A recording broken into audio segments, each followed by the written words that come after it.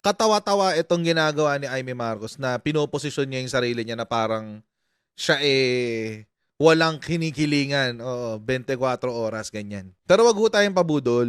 Wag ho tayo mambola, wag ho tayo mambudol. Kasi may history na siya eh. May history na siyang napatunayan eh.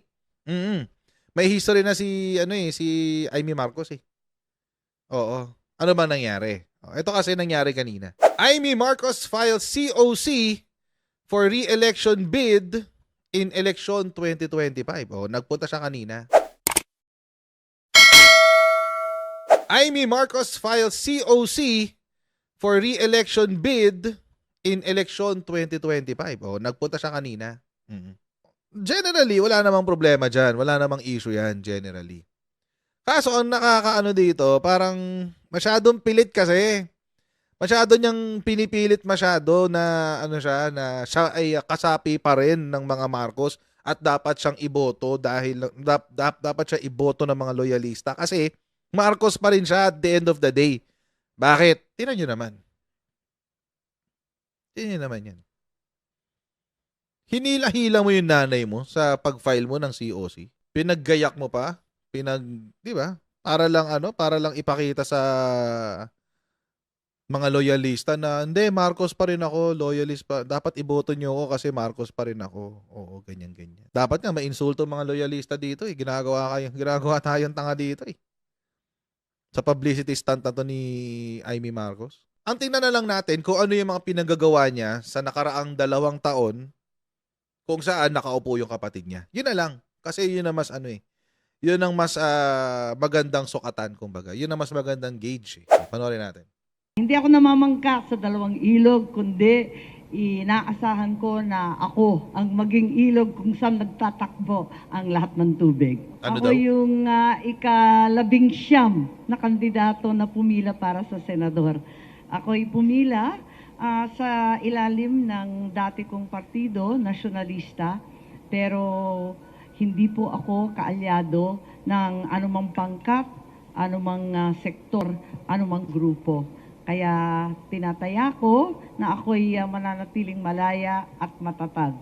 Sa inyong lahat, sisikapin kong sagutin ang inyong mga tanong, pero hindi ko alam lahat ng sagot. This is a work in progress. This is the first time I've ever done this. But I have not resigned my old party, the Nacionalista Party. And Bakit? the only thing is that I will not constitute a part of the administration allowance. Yun mga kotsero Malinaw. Alam nyo, kitang-kita nyo manggagamit to si Amy. Alam nyo kung bakit? Kailangan pa rin niya yung Nationalista Party. Kailangan niya ng makinarya eh.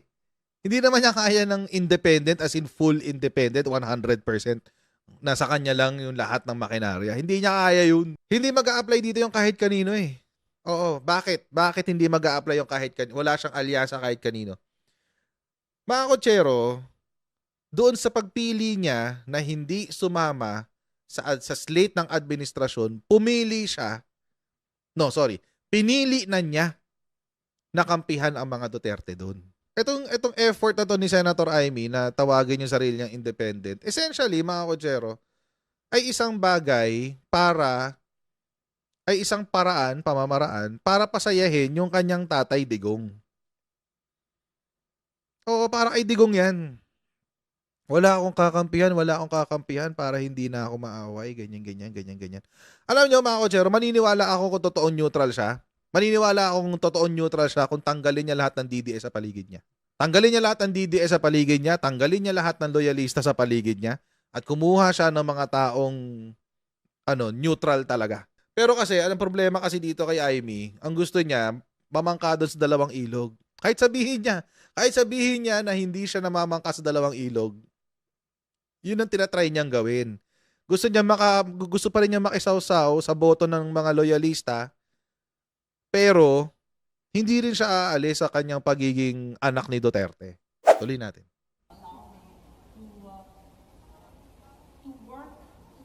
With every sector to be able to cross the line and to get things done. So, eto po ang aking pinipilit gawin. I'm ma'am. Good morning. Ma'am, pero can we just be clarified? Apa. So, yung tama bang sabihin na nag-beg off kayo sa endorsement ng administration coalition? Gano'n na nga. Kasi Yun na yun. baka magkaroon ng iba't ibang kulay at hindi masara yung pinto sa iba't ibang sektor, mas maigi na. Alam naman natin ang halalan, madugo, mainit, mabagsik ang usapin, mas mainam na wala akong kalaban, ayoko. Oh, narinig niya sa kanya na mismo nang galing ha. Baka raw maisara yung pinto sa ibang sektor. Ibig sabihin, ayaw pa rin niyang bitawan ng mga Duterte. Sinusuka din siya ng mga DDS. O ngayon, sinusuka na rin siya ng mga loyalista. Kanina siya lalapit. Anyway, tuloy natin. Kasi nang ganoon, ang nais ko talaga, hindi tumahak ng 2 ilog, kundi maging yung iisang ilog, ang malaking tubig, ang dagat kung saan magtatakpo lahat ng ilog. Para makausap natin lahat ng sektor, tatayo ako ng mag-isa. Hindi ka mag-isa.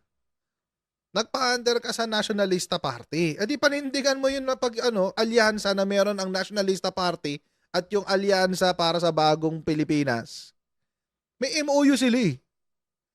Pwede ba yun? You cannot bake your cake and eat it too. Anyway, tuloy natin. Dati ko na kasi partido yon at wala naman tayong na kikitang sabit sa hinaharap. Opo, pero Sen, bago po yun, nagkausap muna kayo ng presidente na i-discuss nyo po ito sa kanya. Wala nangyari kasi, sabi niya, paano ba ito kung magkaroon ng, syempre, yung banatan kapag eleksyon, di ba? Birahan, may laban-laban. Napaisip ako Sabi ko, paano? Kahit hindi ako ang magsalita ng maanghang o mag-insulto o kutyain yung sino man, okay lang yun. Ako, kaya kong hindi gawin yun kasi hindi naman ako palaaway. Sabihin na ako'y matapang o di kaya mataray pa, okay lang. Pero hindi talaga ako palaaway. Baka hindi ko matiis kapag maanghang na yung sinasabi tungkol sa iba pang sektor. Sabi naman ng aking kapatid, okay lang, naintindihan naman niya. Lagi naman ako pasaway noong pa nung bata pa kami. Kaya Tignan niyo yung kawalangyaan nito ni Amy. Kinausap niya after the fact. So, most probably, mga kotsero, di ba nag-usap.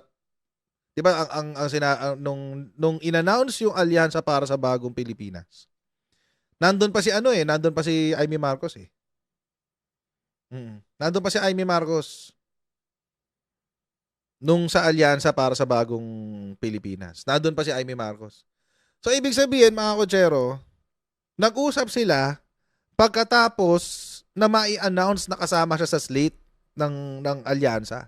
Kasi ang sagot niya, okay lang daw Nag-uusap daw sila, okay lang daw. So, ibig sabihin, nag-usap sila pagkatapos. Hindi before mag-announce. Sana, total naman, ganyan naman pala yung iniisip ni Amy. Ba't di niya kinausap si Bongbong before? Before nag-announce? Inantay niyo pa talagang mai-announce na kasama ka sa slate bago ka nagsalita. Gusto mo ipahiya yung kapatid mo?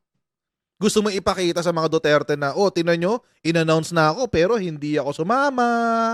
In-announce In-announce, tinan nyo, Tatay Digong, in-announce, pero hindi ako sumama. The following day, nagsabi agad ako, hindi po ako kasama dyan. Sabi ko sa inyo, mga kotsero, ang mga alliances, bago yan maglabas ng slate, bago yan mag-public announcement, kinukumpirma niyan, nag-uusap yung mga yan. Sure ka na ba? Nasa amin ka. Malamang sa malamang, either nag-confirm si Amy Marcos or hindi siya sumagot doon sa tanong na yon. Kaya isinama siya sa listahan. Tapos, nung na-announce na, siguro lang, hindi naman sigurado to, no? Siguro, gusto niyang gumawa ng statement para kay Digonggong. Ayun, biglang back out siya. Set up Parang yung parang yung pag-abot ng pin, set up sabi ng kapatid ko, ayos lang, susuportahan pa rin ako. Ako naman, hindi naman kami Sinabi kailanman naman talaga ni nag-away. Bongbong yun. Hindi naman kami nagsasagutan o nagkakainitan.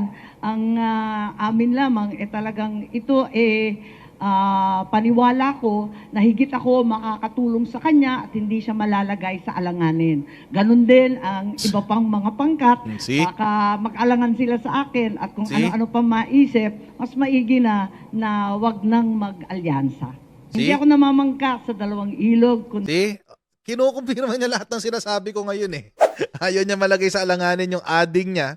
Pero ayaw din niyang malagay sa alanganin yung mga iba pa niyang kaalyansa. Sino pa ba yun? O di si Digong. Tsaka si Sara. Alam niyo mga kotsero, kung sinasabi ni Aimee na ayaw niyang malagay sa alanganin yung kanyang kapatid, yung kanyang ading na si Presidente Bongbong Marcos.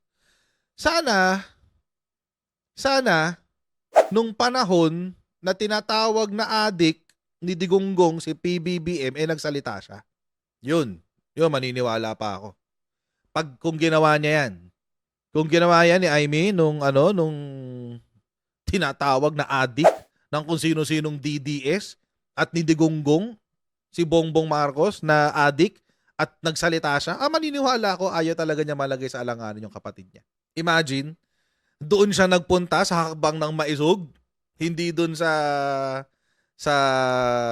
launching ng bagong Pilipinas. Alala niyo noong January, yung unang-una hakbang ng maisog. Sabay yun eh. Sabay yung hakbang ng maisog tsaka yung launching ng bagong Pilipinas. Saan nagpunta si Aimee? Doon sa hakbang ng maisog, hindi sa launching ng bagong Pilipinas. Doon pa lang statement na yun eh, na hindi talaga siya kakampi kay Bongbong Marcos. Nung tinawag si Bongbong Marcos na adik sa harapan mismo ni Aimee Marcos, naglabas ba siya ng statement? Wala siyang statement. Ito, yung kay Baste, in fairness dito, nagsalita rin si Aimee. Oo, nagsalita si Aimee dito. Pero ano yung sinabi niya? Ay, okay na yan, nagsorry na sa akin si Baste. Okay na kami ng mga Duterte. Ay, what the hell? Seriously? Yun ang inisip niya? Yun ang inisip niya, mga kotsero. Okay na raw sila ng mga Duterte. Oh, anong ginawa sa kanya ni Baste? Binalahura siya ni Baste. Wag daw siya gamitin tawag doon? Pang kwento-kwento. Pang bida-bida. Wag daw siya gamitin pang bida-bida ni Aimee Marcos. Ano sinabi ni Aimee?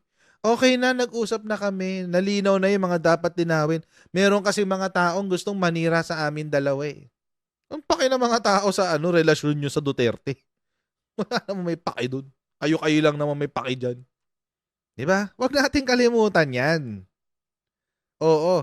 Pag nakita nyo yung pangalan ni Aimee Marcos sa balota, yun ang alalahanin nyo na hindi niya pinagtanggol si Bongbong Marcos nung siya ay binibira ng mga Duterte. Aimee sabotages Bongbong party as Marcos sibling war intensifies. Ito yung sa Duran-Duran. Aimee allegedly crashed the ultra-exclusive event, snapped a photo of the iconic 80s band performing, and then made a swift exit. She believed to have immediately sent the leaked picture to a vlogger linked to Duterte diehard supporters. Na puting ahas, ikaw talaga yung puting ahas? Oo. Ikaw yung nag-feed sa mga DDS na mga issue-issue, mga chismis-chismis? Wala pa dyan yung pagiging pro-China niya. Hindi ko pa sinabi dyan yung pagiging pro-China niya. Dito sa ginawa ni Aimee, the past 2 years, hindi ho siya number 1, hindi ho siya nagpakita ng suporta sa kapatid niya, number 1. Number 2, mas kinampihan niya si Digonggong. Ayan. Even if I'm the only one left, kahit siya na lang daw yung maiwan, susuporta. Wala daw siyang ibang susuportahan, si Digonggong lang. Ito yung video niya, no? Hindi natin tapusin, pero ito yung video niya. Noong 2015, ako yung una at kaisa-isang gobernador na sumuporta kay Presidente Duterte. Nakikita ko sa kanya ang aking ama, matapat na kaibigan. No, hindi ko sila pareho. Oo, hindi sila pareho ng tatay mo.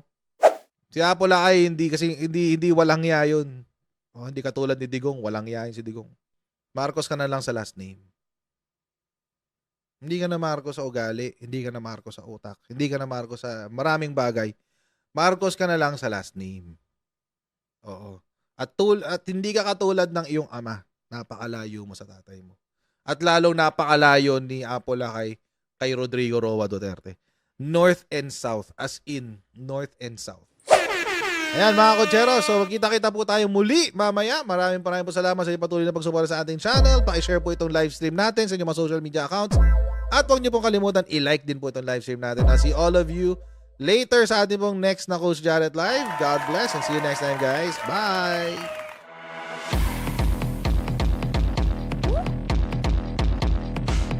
Huwag ganun. Huwag natin gawing tanga mga Pilipino. Mas maganda kasi nasa lugar ka ng tama kaysa yung pinipilit mo yung pagkakamali.